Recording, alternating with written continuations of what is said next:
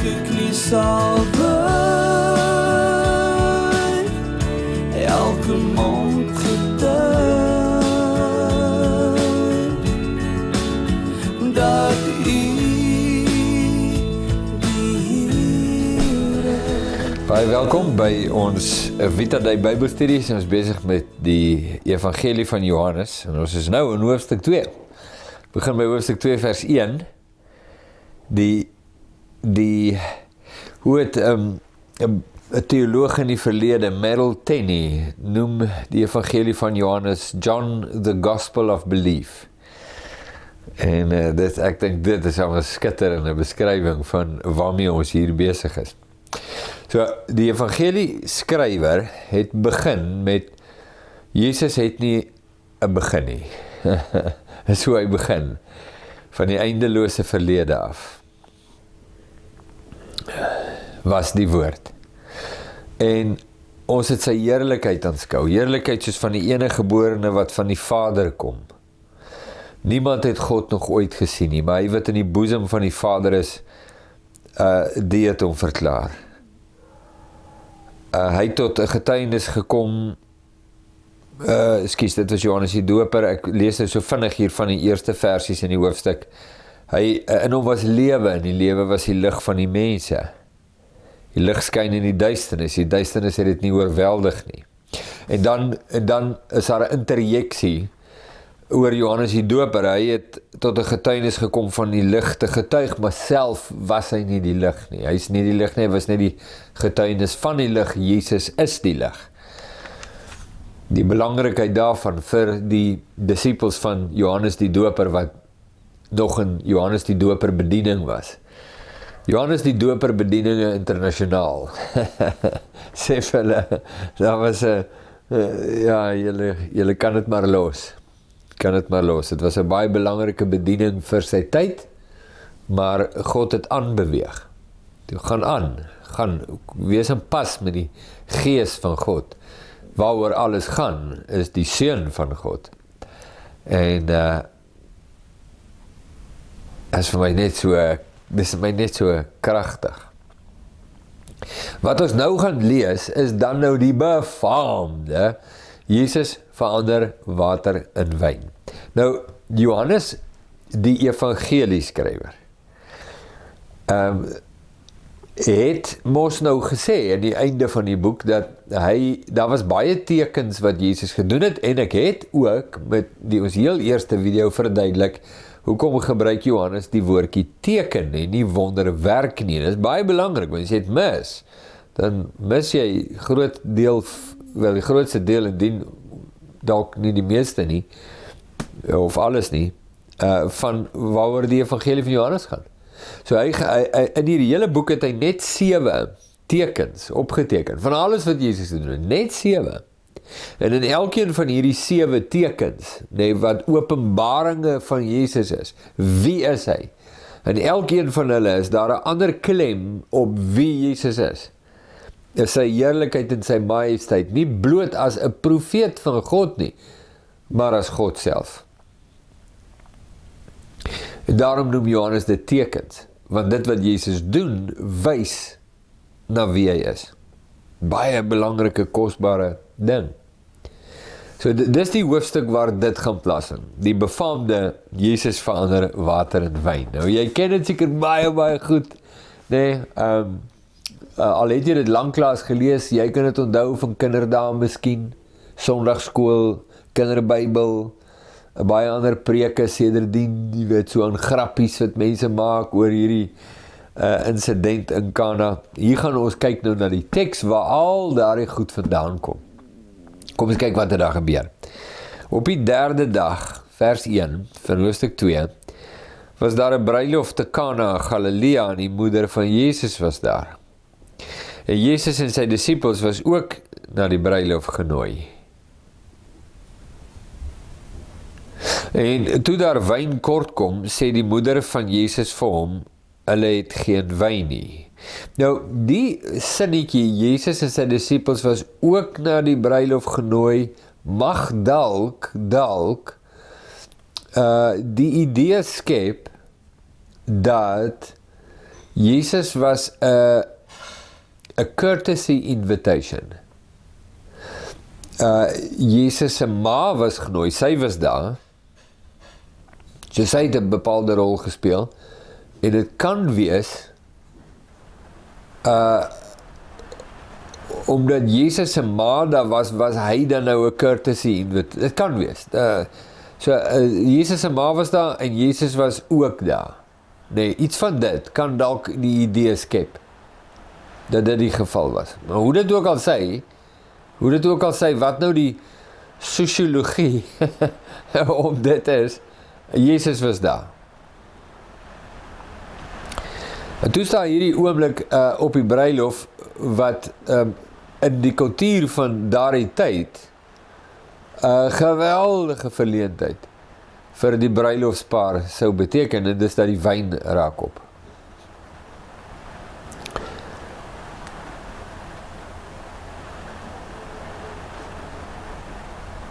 En Maria, Jesus se ma, kom na Jesus toe en sê die wyn is op.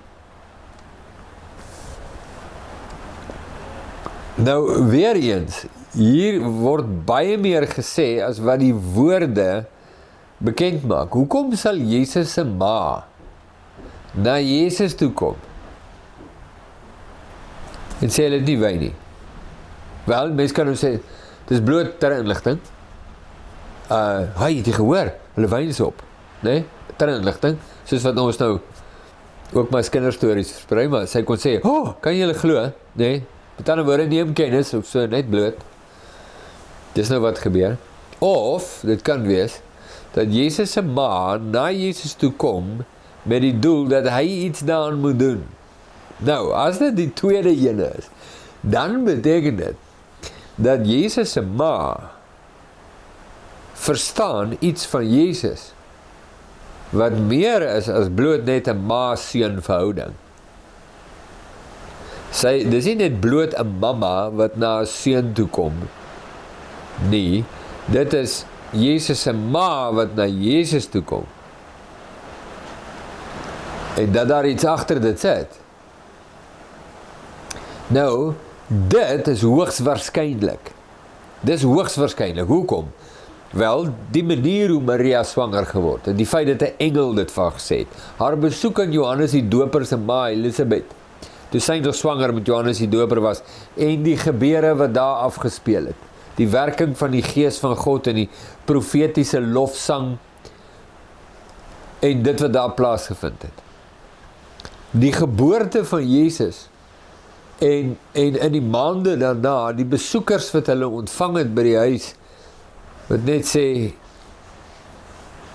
hier is bonatuurlik, die goed wat hier is groot. Net, Simeon en Anna by die tempel, toe Jesus daar gebring word volgens die reëlings en wette van die Jode, en hoe oom Simeon vir die babietjie vat, en hierdie profetiese uitspraak het, oor Maria en Jesus se lewe, sê vir jou, dat Maria skerp genoeg is, om te verstaan wat hier gebeur. Sy was die een wat vir die engel gesê het, laat dit met my wees volgens die woord, ontvanklik is vir die werk van God in haar lewe, en dat die skrif sê, sy het al hierdie dinge in haar hart bewaar.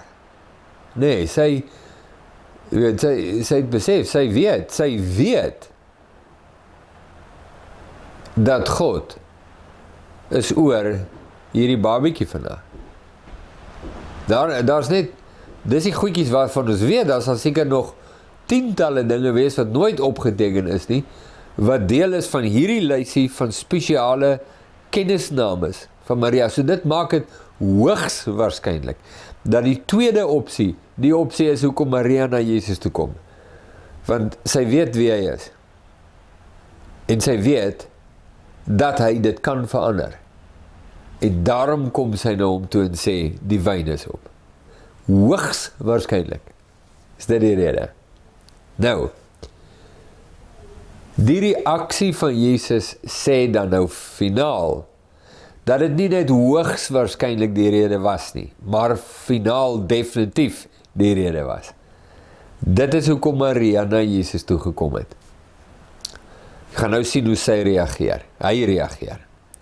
So Maria sê dit vir Jesus, vers 4, en Jesus sê vir haar, vrou, wat het ek met u te doen? My uur het nog nie gekom nie. Nou, dit is nou so, in Afrikaans, en in waarskynlik 'n paar ander tale nou ook, kom daardie sin van Jesus aan baie ongeskik voor. Jy weet, noem sy ma, vrou, wat het ek met jou te doen? Nou, baie ongeskik, maar dis nou net ongelukkig so, dat dit in Afrikaans so oorkom, maar dit kom in die oorspronklike taal glad nie so oor nie. Die punt is, wat daar gebeur is, die toon van Jesus se woorde is nie disrespectful nie, glad nie disrespectful nie, hy was nog nooit disrespectful teen sy ouers nie, teen sy ma nie, die punt is van die gesprek is, dis nog nie my tyd nie. Maar nou, gebeur hier iets interessant. Nou, jy gaan het deurlopend sien in die evangelie van Johannes. Maria praat oor die wyn, kom kort. Nee, en sy kom na Jesus toe, want sy weet hy kan iets aan doen. Sy erken iets in Jesus, sy weet dinge van Jesus, wat dit in haar hart vasgemaak het, dat hy is nie net bloot, net 'n kind nie, net, jy weet, iemand nie, hy is die Messias van God. So sy praat van die wyn, maar Jesus se antwoord praat van iets anders. En dit gaan jy baie sien, dat mense met Jesus praat een ding, en dat hy hulle antwoord op 'n heeltemal ander vlak. So sy praat met hom oor wyn, hulle wyn is op, jy kan iets aan doen, en Jesus praat van iets anders. Nou, ek wil net vir jou, sonder om dit nou te verskriklik te analyseer, wil ek net vir jou wys, nee, hoekom praat hy so anderste? Nee, dat jy dit net raak sien, want as jy dit een keer raak gesien het, dan gaan jy dit baie makliker kan raak sien volgende keer. So, Maria praat van die fisiese wyn op die bruilof van Kana, wat op is, en dat Jesus iets daaraan kan doen. Jesus praat van die vervulling daarvan. So hy praat van die nuwe wyn en die nuwe lewe van God, want dis hoekom hy gekom het. Sien, waarvan hierdie afbeelding in Kana is net die vooruitskou, dis net die skaduwee, dis net die profetiese skaduwee van die regte. Maria praat van die situasie hier, en Jesus, wat alles verstaan en alles weet, reageer vanuit die vervulling hiervan, en sê, maar my uur het nog nie gekom. My uur van wat? Wel, Jesus ongetwyfeld praat van sy kruisiging. Sy uur om verheerlik te word, het nog nie gekom nie.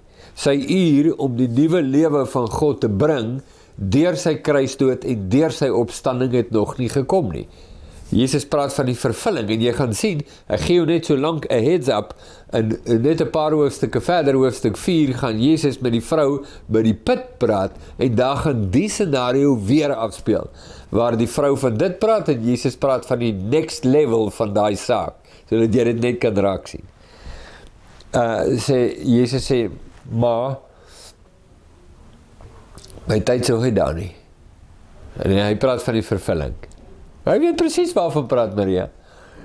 Maar sê net maar, hierdie goed is 'n skadubeeld. Nou, terwyl ek dit vir jou vertel, dink ek hier in my kop, ek moet tog net vir jou ook dan nou by sê, dat alles in die Ou Testament, die volk Israel, die tempel, die Levitiese priesterskap, die Aaronitiese hoëpriesterskap, die reinigingswette, die wet van Moses, die wassinge, die klere, die Sabbat, nou kan jy so aangaan, is alles in hierdie kategorie. Alles profetiese skadubeelde en vooruitskouinge van die vervulling en die regte. Maria sê, die wyn is op. Jesus merk onmiddellik dat hierdie situasie wat hier afspeel, 'n bruilof wyn, is 'n profetiese vooruitskouing van die regte, die ware bruilof, tussen die bruid van Christus en Christus, die bruidegom en die bruid, die nuwe wyn, die nuwe lewe, die nuwe verbond. Hierdie praat van hierdie fisiese goeders, normale situasie, 'n regte huwelik, regte wyn wat regtig te kort is, praat van iets het 'n profetiese inhoud, wat praat van die groot en dit is alles die vervulling van plaas in Christus Jesus. Hy is die nuwe bruilof, of die bruilof, hy is die nuwe wyn, hy is die hoof van die Israel van God. Hy is die stamvader van die Israel van God. Hy is die tempel, hy is die offers, hy is die priesterskap en die hoëpriester, hy is die bekleding, hy is die reiniging, hy is die wassinge, hy is die Sabbat van God, hy is die totale vervulling. Vers 5.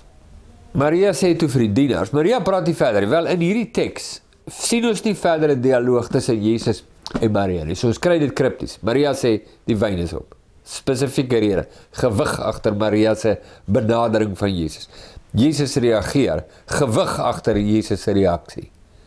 Maria praat met die dienaars en sê, hoor nou, net wat hy vir julle sê, moet julle doen.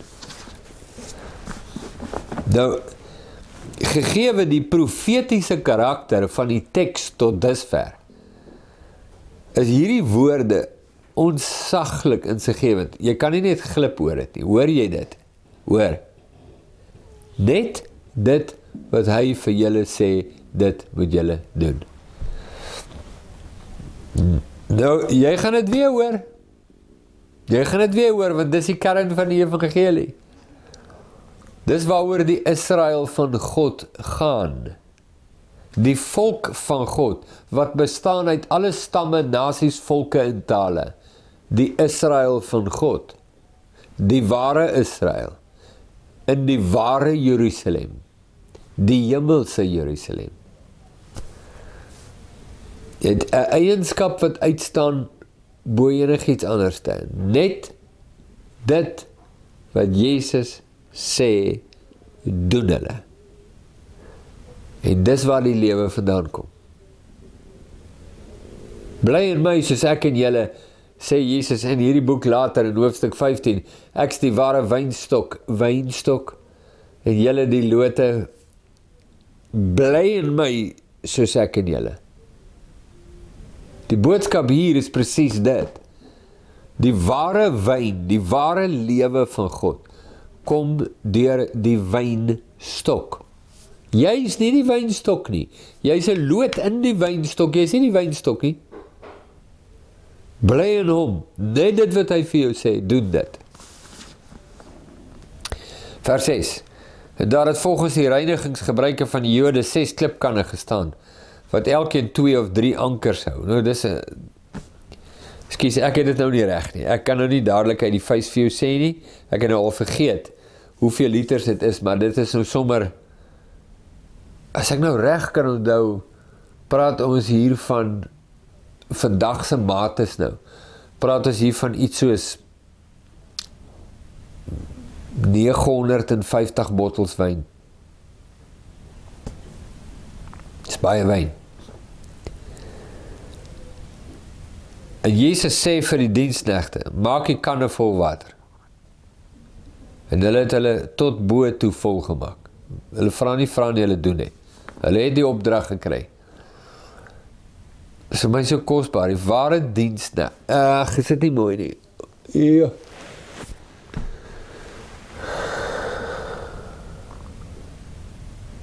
Het maak so veel sin. Jesus het al hoeveel keer daaroor gepraat.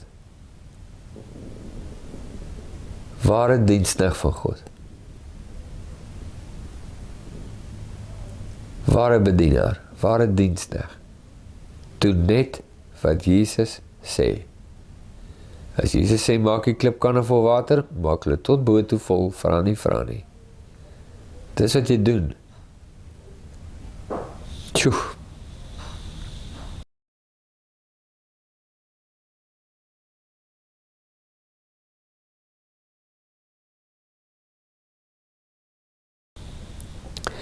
En hy sê aan hulle, hulle het dit volgemaak, toe sê hy, goed, skep het nou uit.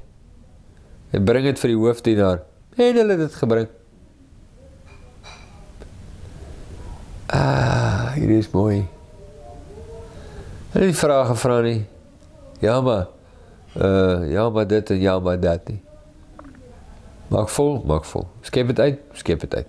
Vat het vir die hoofdienaar. Hulle vat het. Dis 'n dienaar. Dis dit wie jy is. Doe net wat Jesus sê. Sy sê, maak vol die kanne, dan maak jy vol. Sy sê, skep jy uit. Hoe weet jy, dis water. Jy vat het. Doe net wat hy sê. En het gebring. Vers 9, en toe die hoofdienaar die water proe, het wyn geword. Daar hoor ons dit nou. Wanneer het dit gebeur? Nee, ons weet nie. Ergens dit daar. Seker toe die diensknegte die water uitskep en vat. Ergens dit daar.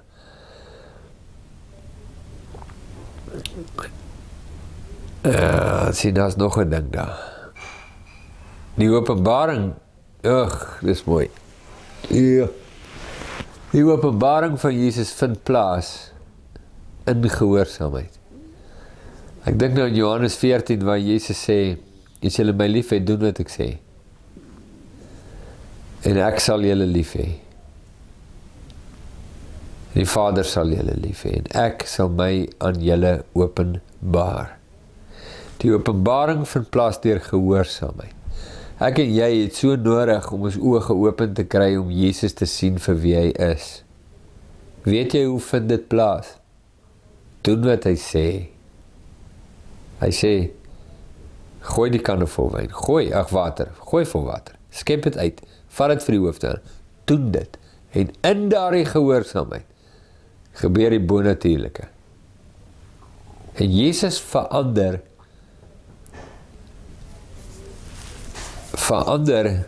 die Engelse praat van substance. Hy is die meester van kwaliteit. In 'n oogwenk, 'n proses wat maande vat. In 'n oogwenk verander hy water na iets beter, na wyn. Verstom het. Sjoe, dis nou vir my mooi hierdie gehoorsaamheid van die diensknegte. En die hoofdienaar proe dit is wyn. Almal is verbaas. Die hoofdienaar is verbaas, die dienaars is net so aangeraak. Hy het nie geweet van waar het is nie, maar die dienaars wat die water geskep het geweet. Ek hou hiervan, ja. Ek hou verskrik hiervan. Die hoofdienaar kry die wyn. Hy weet nie van waar is dit nie. Maar die ouens wat het voor gebring het, weet presies waar is dit. Dis vir my so kosbaar van die dienaars van Jesus. Hulle weet wie verander die water in wyn. Is nie hulle nie, hy stap nie daarvoor en sê, ja nee, kyk dit is op my geestelikheid en hy weet, dis nie hy nie, hy weet van waar het kom van Jesus af. Hy is 100% gehoorsaam aan Jesus, 100% toegewy aan Jesus, 100% oorgegee aan Jesus, met 100% fokus op Jesus. Hy begin nie die shine na hom te draai nie. Hulle weet van waar het kom. Hulle weet. Ek weet nie waar kom hierdie wyn? Hy weet nie. Hulle weet. Jesus. Petrus en Johannes is by die tempel in Handelinge 3. En daar's 'n verlamde ou en hulle sê vir hom, silwer en goud het ons nie, maar dit wat ons het, gee ons jou, soos die liedjie sê. Gryp hom, rig hom op en hy word genees van sy lamheid. En die ouens gaan bos daar by die tempel en hulle vereer vir Petrus en Johannes. Hy stop en sê, wow, dink julle dis ons? Dink julle dis deur ons geestelikheid wat hierdie ou genees is? Hy sê, nee, dis Jesus. Sê, die dienaars weet wie verander die wyn. Dis die rowers. Dis die skylie boys. Die skylie ouens wat aan mekaar die shine na hulle toe bring. Nee, wat sê hulle? Ja, is mooi. Dis net mooi. In elk geval, vers 10.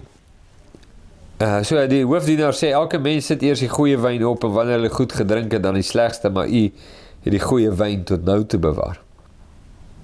sê hy nou vir die bruidegom, sê, yes, hierdie is 'n amazing move, jy sit eers die goeie wyn voor, as hulle lekker gedrink het, wanneer hulle goed gedrink, jy sien mense, nou, ek kry aan mekaar mense, dan sê hulle, ja, maar Jesus se wyn het nie alkohol in gehad nie, en die wyn, luister, ek weet nie, hoekom wil mense sulke goed sê, ja, maar in die antieke, nee, daar is niks in die antieke taal nie. Luister, ek wil net hê, luister net na wat daar staan. Ok, so jy wil nou te velde trek teen wyn. Wat ek kan verstaan, uit jou gemeenskap waaruit jy kom, en dit en dat en dit en dat. Maar jy kan nie hierdie teks gebruik om dit te doen nie. Jy weet, so gebruik die gewone argumente, gesondheid en die en daai, en as ander goedjies oor getuienis wat jy kan sê, maar jy kan nie hierdie teks gebruik om te velde te trek. Die hoofdienaar sê vir die bruidegom, mens gee vir die mense eerste die goeie wyn, en as hulle goed gedrink het, dan gee vir hulle die cheap wyn, want dan kom hulle nie die verskil agter nie. Hoekom nie? Bly net by die teks. Nou vat jy, nou het jy 'n ding wat jy wil sê, in 'n saak waaroor jy nou baie sterk is, en nou gryp jy vir jou 'n skrif, jy swys hom op so 'n manier, en sê, ja, kyk, dis wat hier staan, dis nie wat daar staan nie, moenie dit doen nie, moenie dit doen nie.